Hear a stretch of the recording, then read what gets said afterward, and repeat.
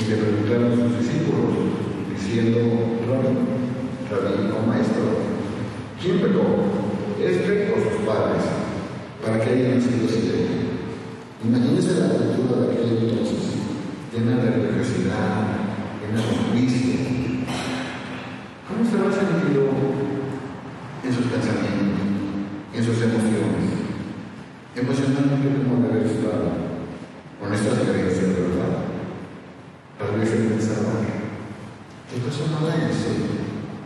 ¿O qué hicieron mis padres? Se sentía señalado, se sentía solo. Y seguramente con tristeza, a lo mejor hasta con cierta amargura en su corazón. Se sentía mal, física y emocionalmente. No estaba bien. Pero él contaba con 4 amigos, contaba con personas que lo querían, que lo animaban. Y ellos se quedaron pensando: ¿cómo lo podemos ayudar? ¿Qué podemos hacer por él? Y ellos comprendieron que la única persona que tenía poder para ayudarlo, para hacer algo por él, era Jesucristo. Y ellos deciden llevarlo y acercarlo a los pies de Jesucristo. Y yo me los quiero imaginar agarrando el lecho, cargándolo, poniéndolo en las cuerdas, en los piensos, y el paralítico ahí, y ellos dicen: vente, te vamos a ayudar con Jesús. Y yo quiero pensar, imaginarme el corazón del paralítico lleno de paz, en ese momento, lleno de alegría, con una esperanza. Vamos con Jesús, vamos a Él. Y ahí van los 5 hombres caminando con esperanza, con alegría, pensando: el Señor va a cambiar mi vida. Pero dice en el capítulo 1 que cuando se escuchó que Jesús estaba, llegó una multitud y estaba tan llena de personas que ni siquiera cabían en la casa. Bueno, dice que enfrente de la puerta, en la calle, cabían las personas. No podían ni acercarse. Creo yo que venían a casa de Dios, porque había una multitud de personas. Pero hermanos, la fe es acción. La fe produce que camines. La fe produce que hagas algo. Pues no pensaron en romper el techo de la casa. Dijeron: nosotros vamos a ver a Jesús. Como muchos de nosotros: está lloviendo, se burlan de mí, no creen en Jesús, me dicen aleluya, me dicen esto, yo voy a Jesús. A través de la Biblia, a través de la oración, viniendo al templo, cantándole. Qué bonita letra, ¿verdad? Cuando tú dices paz, es la que Jesús me da. Y ellos, miren las casas de acá, entonces, los techos no creo que eran como ahorita. Que me acuerdo en mi casa cuando lo estaban construyendo, me asomé y llegó un tronco de cemento, le pusieron vigas metálicas pegadas y un tronco de cemento. Y cuando vas a la mujer de cemento, no, las casas de antes eran más sencillas, gracias a Dios. Los techos eran ligeramente acostados, casi rectos, pero ligeramente acostados, para que la lluvia se pudiera ir. Y eran hechos generalmente de madera, vigas de madera. Encima ponían un ramado y encima avanzando bajo con baja y lo ponían encima. A veces hasta ponían una especie como de yeso, como de tierra. Entonces, con mucho esfuerzo buscaron una escalera. Las casas de aquel entonces generalmente tenían escaleras. Buscaron una escalera. Ahí van los 4 con mucho cuidado, con el paralítico, y suben. Ven a la casa y dicen: que vamos a que te encuentres con Jesús. En la casa, adentro, estaba Jesús enseñando. Y de repente empieza a caer todo. Y empieza a caer todo. Y Jesús volteó para arriba. Y cuando volteó para arriba, el techo de las vigas se separa. Y entra la luz del sol y se asoman 4 caras. Y después de las 4 caras, con cuerdas, con lienzos, empiezan a bajar del paralítico. Y Jesús lo ve que va bajando.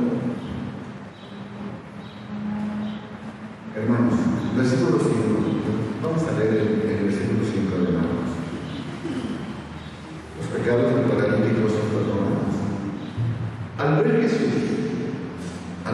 la fe de ellos, dijo al paralítico: hijo, tus pecados son perdonados. Decirle hijo a una persona es una señal de cariño y de aprecio. Pero en el caso de Jesús, decirle hijo le está dando con amor. Te voy a cobijar, estoy viendo tu necesidad, estoy cerca de ti. Y lo bueno que Jesús no era como algunos, ¿no? Estamos hablando y nos interrumpen y ya nos sentimos. No me dejó acabar. No, pero Jesús no es así. Jesús ve la necesidad de las personas. A lo mejor Jesús me lo quiere imaginar hablando, predicando el evangelio y escucha el ruido. ¿Y qué hace Jesús? Lo ve bajar. Hijo, tus pecados son perdonados. Señor Jesucristo. Miren, por favor vamos a Mateo capítulo 9, por favor. Aquí la escena está un poquito más amplia. Vamos a moverla.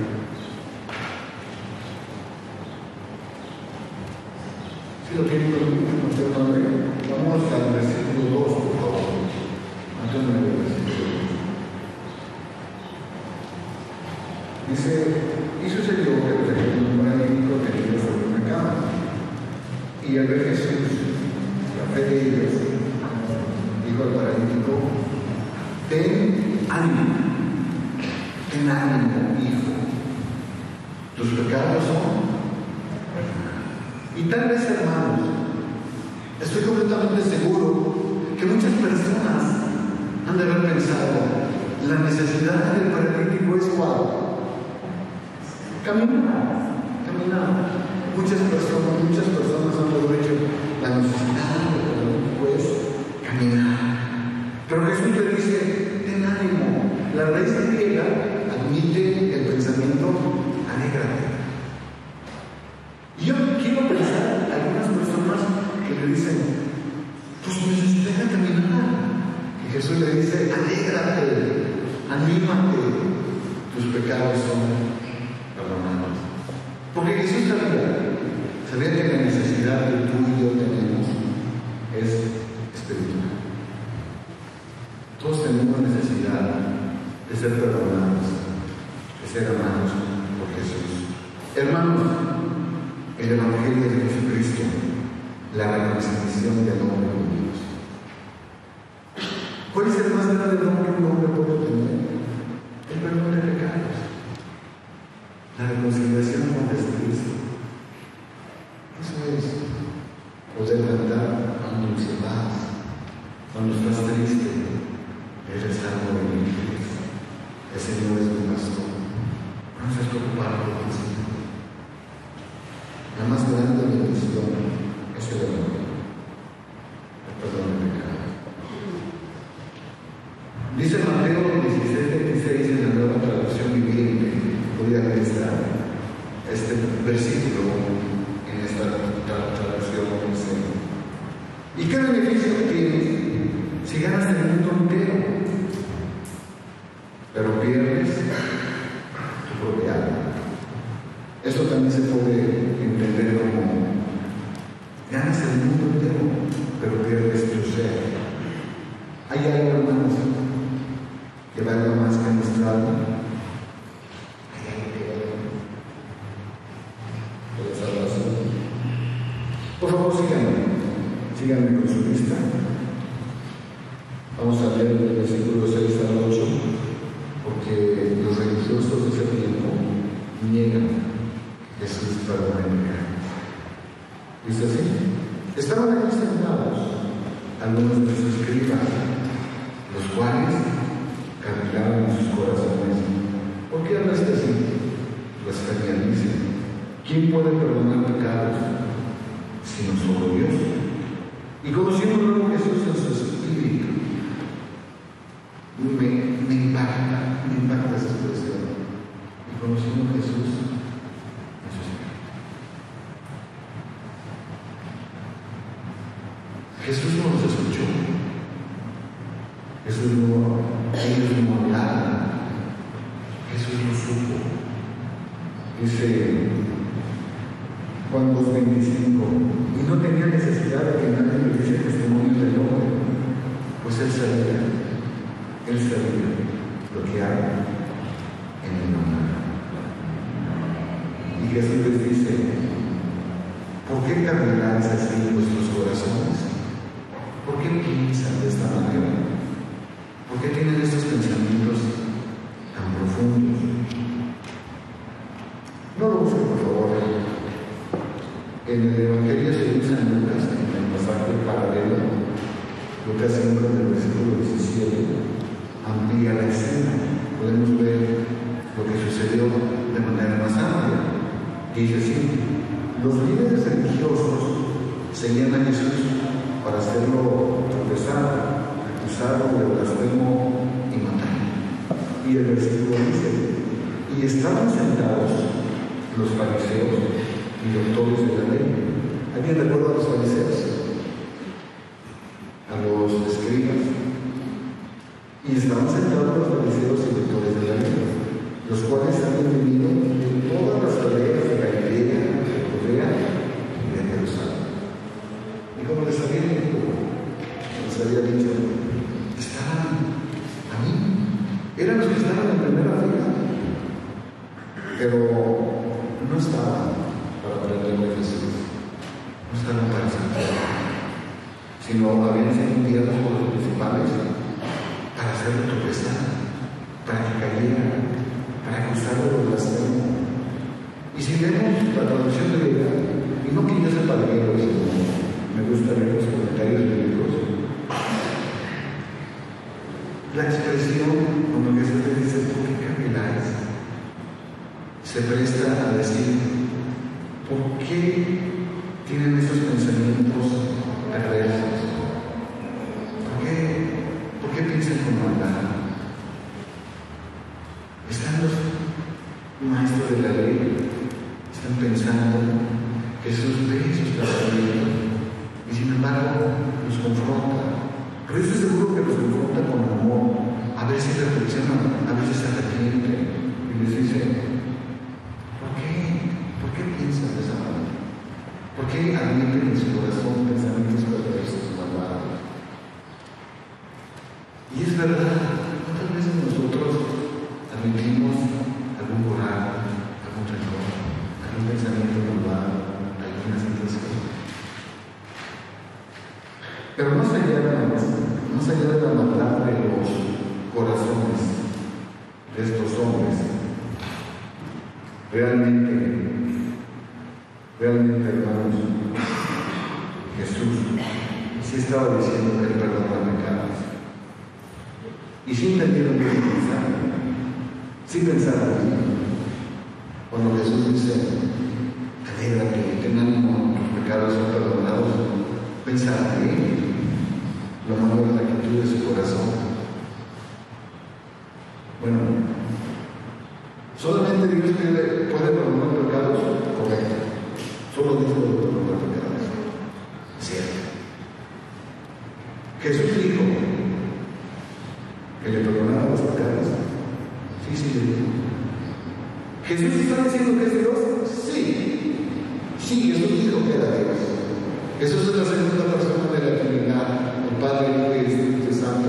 Es el Verbo encarnado que vino aquí, que descendió del cielo y que tomó naturaleza humana. Grande es este misterio. Dios 100%,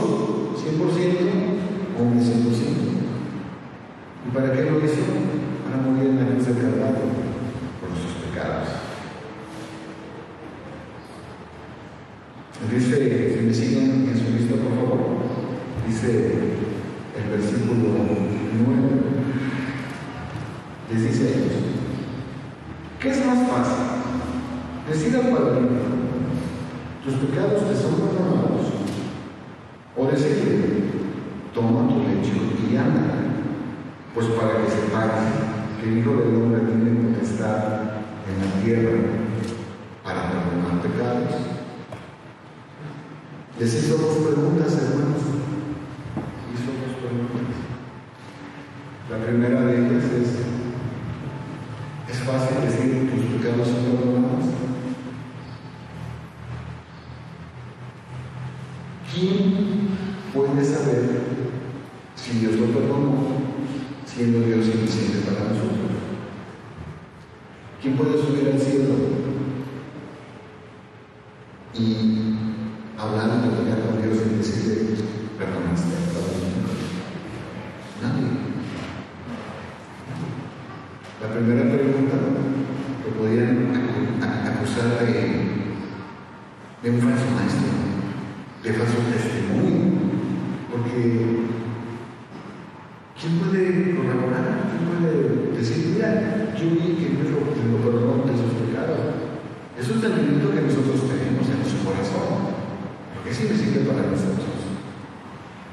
Y no sé si a su justicia es más fácil decirle algo que no podemos probar o decirle, toma tu lecho y camina. Pues obviamente la segunda pregunta es más difícil. ¿Por qué? Porque si no camina, todo el mundo lo iba a ver. Y aún una cosa más grave. ¿Quién puede hacer caminar a un hombre? ¿Quién puede sanarlo?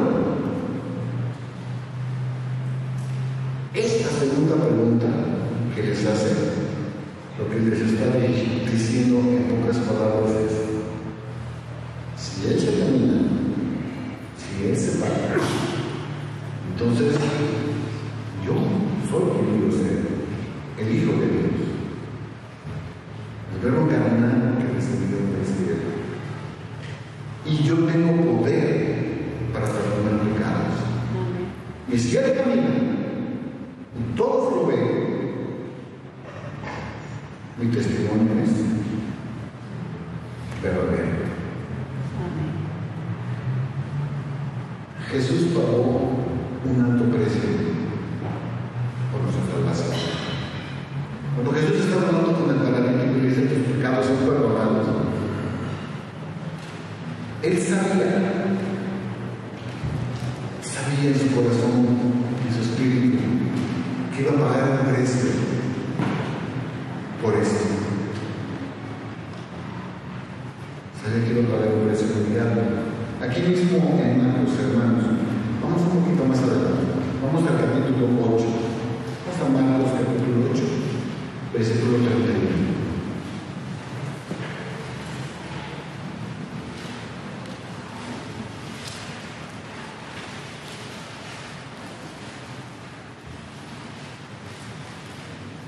¿Están conmigo? Dice, y comenzó a enseñarles a creer en Dios, a enseñarles el arrepentimiento, a enseñarles el amor, a enseñarles que Él es el Cristo, el Mesías, a enseñarles todo lo que es el Evangelio, que el reino de Dios es cercano, las bienaventuranzas. Pero también, ¿qué más enseñó en ese momento?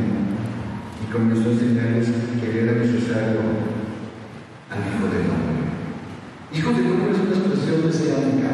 El Hijo del Hombre es el Mesías que los judíos esperaban. Está en el libro de Daniel. Hijo del Hombre. Mesiánica. Él es el Mesías. Él es el Dios encarnado. Y comenzó a enseñarles que era necesario al Hijo del Hombre padecer mucho. ¿Y por qué había de padecer mucho? Dice, y ser desechado. Isaías 53. Por los ancianos, por los principales sacerdotes y por los escribas, y ser muerto. Ese es el precio que Jesús pagó por nuestra salvación. Un alto precio, la cruz del Calvario. Y por eso la cruz del Calvario es la gloria del cristiano. Por eso el cristiano se gloria en la cruz del Calvario. Porque es nuestro Dios dando su vida por nosotros. Y no me quiero salir del tema, pero usted investigue qué religión tiene un Dios crucificado dando su vida por amor por ti y por mí. ¿Qué religión? No digo nombres, pero ¿cuántas religiones se quedan con un Dios muerto? Se quedan con un Dios que hay que hacer la guerra. y más cosas. Pero la cruz del Calvario es la gloria del cristiano, nuestro Dios muriendo por ti, por mí. Dice, y comenzó a enseñarles que era necesario al Hijo del Hombre padecer mucho y ser despreciado por los ancianos, por los principales sacerdotes y por los escribas y ser muerto y resucitar. Y resucitar después de 3 días judíos. Escuchen, por favor, dice Gálatas 6, versículo 14, nueva traducción viviente. En cuanto a mí, de nada quiero gloriarme, sino de la cruz de nuestro Señor Jesucristo. Pues por medio de la cruz de Cristo, el mundo ha muerto para mí y yo he muerto para el mundo. Marcos, capítulo, versículo 11, por favor. Vamos al versículo 11. Marcos 2, vamos al versículo 11.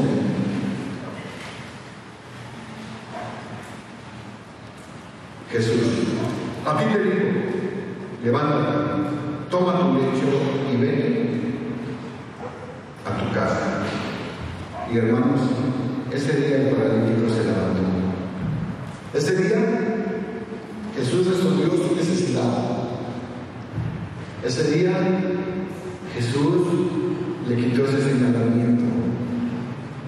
Y ese día fue liberado como señal.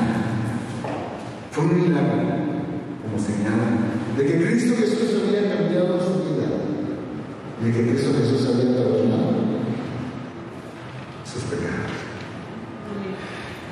Yo quiero imaginarme al paralítico acostado, tal vez sus piernas extremadamente delgadas, por no usarlas, es sanado, pero ¿cómo estaban sus músculos? ¿Hace cuánto tiempo que no caminabas? ¿Hasta alguna vez caminando? Y en ese momento el Señor Jesús le da la palabra y le pide que se pare. Es sanado posiblemente de su columna vertebral, el nervio, cuando estaba roto. Es sanado, toma fuerza, toma vigor y se para. Se para y camina. Como cada uno de nosotros, cuando recibimos a Jesús en nuestro corazón y sentimos el amor, la paz de Dios, el gozo y las bendiciones que Dios tiene para nosotros, y oramos y Dios nos responde, y tenemos una necesidad que Dios nos suple. Dice el versículo 12, Marcos 2, versículo 12. Entonces él se levantó enseguida y tomando su lecho, tomando esa camita, esa cámara que lo vino cargando, salió delante de todos, de manera que todos se asombraron y glorificaron a Dios diciendo, nunca hemos visto tal cosa.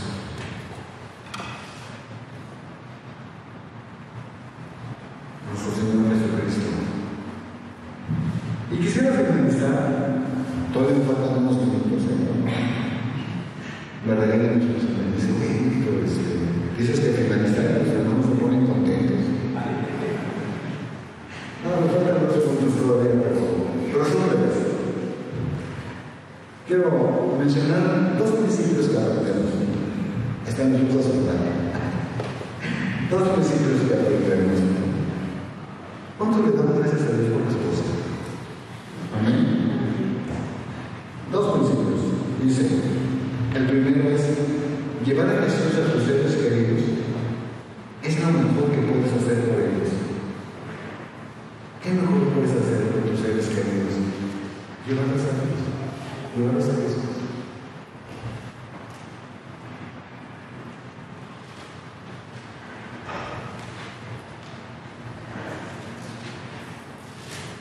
Dice Deuteronomio 6, versículo 7. Si no gusta acompañarnos con su Biblia, vamos al quinto libro de la Biblia, Deuteronomio y vamos a buscar el capítulo 6 y vamos a leer Deuteronomio capítulo 6.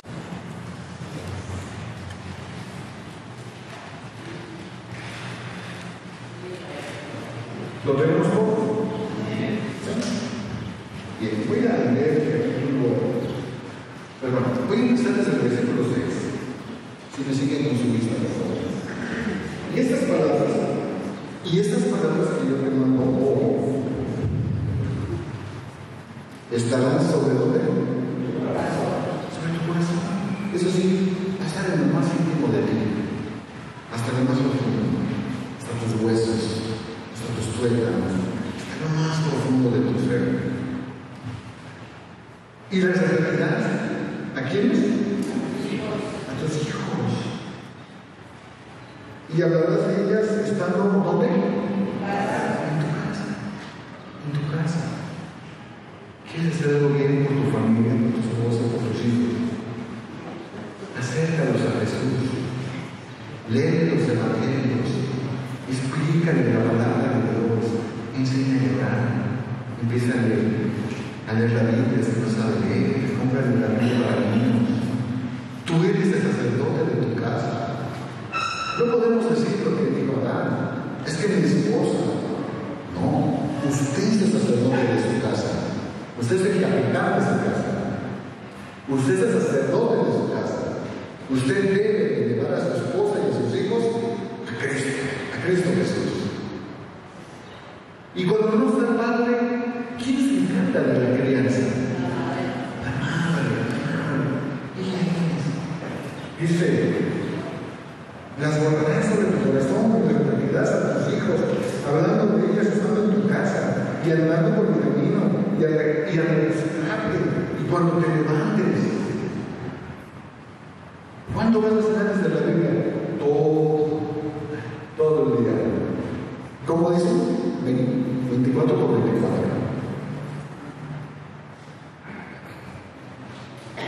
Y lo mejor que puedes hacer por tus seres queridos es llevarlos a los pies de Cristo. Y Él enderezará su vida. Finalmente, hermanos, la Biblia nos enseña que tenemos una nueva vida. En Cristo tenemos una nueva vida, hermanos.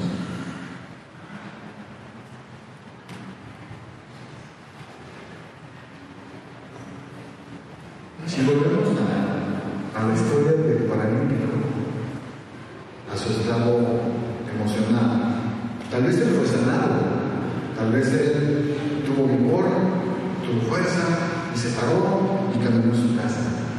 Y todos vieron que Jesús es el Mesías, que Jesús es el Cristo. Pero, ¿y su mente? Sus pensamientos, sus emociones, su interior. Dice el apóstol Pablo que transformemos, que renovemos nuestro pensamiento y que no nos amoldemos a este siglo. Pero qué importante, hermanos, es transformar nuestra mente, nuestro pensamiento, nuestro sentir, nuestras emociones, acordes a la Biblia. No es cosa fácil. En ocasiones tenemos que leer la Biblia, orar. Y yo no sé cuántos de nosotros a veces nos enfrentamos con nosotros mismos y decimos, Señor, pues trata conmigo porque leo tu palabra y se me enseña a los demás. Y a veces siento que entra por uno y debe ser por otro. ¿Cuántos se me sienten así? Pero hermanos, Dios nos está cambiando. Ese es el alfarero que nos está quebrando. Y a veces cuando escucho ese canto, a veces me da miedo. Me acuerdo que esta mañana decía, el alfarero quebrando, y yo decía, Señor, pero hazlo con amor, por favor, porque yo sé que tengo muchos defectos. Mi carácter, digo, Señor, hazlo con amor. Pero luego me di cuenta que el Señor tiene que tratar con nosotros. Y gloria a Dios, dice Hebreos, que tienen por hijo los ojos, ¿verdad? ¿Quién ha pensado el paralítico? El pecado de mis padres me castiga. Nunca seré feliz. Seré castigado por mi pecado, no tengo remedio, me siento sucio, no merezco nada, no siento yo que merezca las bendiciones de Dios. No. ¿Cómo dice que no se va tan mal? El cielo le cae las horas y todo. Seguramente tenía mucha tristeza en su corazón. Tal vez en la duda, tal vez con miedo, tal vez una culpabilidad. ¿Alguien alguna vez se ha sentido culpable? Yo sí. ¿Y cómo se siente? ¿Cómo se siente uno cuando se siente culpable? Pero Jesús dice: ten ánimo, alégrate, tus pecados son perdonados. De modo que si alguno está en Cristo, no lo recuerdes las cosas viejas. He aquí todas, y tenemos una nueva naturaleza. Y dice el apóstol Juan que si decimos que no tenemos pecados somos mentirosos, pero que tenemos a quién, a Cristo, para arrepentirnos y para caminar y ser mejores cristianos, y que se manifieste el Espíritu Santo en nuestras vidas y que cada vez seamos mejores, y que nuestra esposa, nuestros hijos y nuestros hermanos digan: ay, pues el hermano tú eres cabeza de mar, pero sigue caminando, despacito, pero sigue caminando. Y que digan que nosotros vamos caminando, vamos mejorando. Hermanos, el pensamiento del cristiano debe ser: mis pecados son perdonados, me siento limpio, tengo paz en mi corazón. Alégrate, Cristo te ha perdonado tus pecados. Quítate esa culpa. Pide perdón, arrepiéntete y camina. Cristo te ha perdonado. Siéntete alegre, optimista. Tienes una nueva vida, una nueva imagen de ti mismo. De modo que si alguno está en Cristo, nueva criatura es. Conozco, pienso, aprendo y repito las bendiciones que Dios tiene para mí. ¿Cuántas bendiciones Dios tiene para nosotros? Muchísimas. Ahorita en esos tiempos tan difíciles, dice nuestro Señor Jesucristo que Él nos suplirá nuestras necesidades. ¿Cuántos testimonios hay? ¿Cuántas necesidades tenemos? Oremos sin desmayar. A veces el Señor dice: espera, pero el Señor lo va a hacer. El Señor te va a responder conforme a su voluntad y conforme a su gracia. Y quisiera por último, hermanos, y ahora sí por último, leerles una cita, Romanos 8:37. Si me permite, la entonaré en voz alta, porque es un deleite escuchar la palabra de Dios. Entra al corazón hasta lo más profundo y da fruto. Antes, en todas estas cosas, somos más que vencedores por medio de aquel que nos amó. Por lo cual, estoy seguro que ni la muerte, ni la vida, ni ángeles, ni principados, ni potestados, ni lo presente, ni lo porvenir, ni lo alto, ni lo profundo, ni ninguna otra cosa creada nos podrá separar del amor de Dios, que es en Cristo Jesús. Alégrese, hermano, alégrese, ten ánimo. Somos hijos de Dios, ha perdonado nuestros pecados. Amén.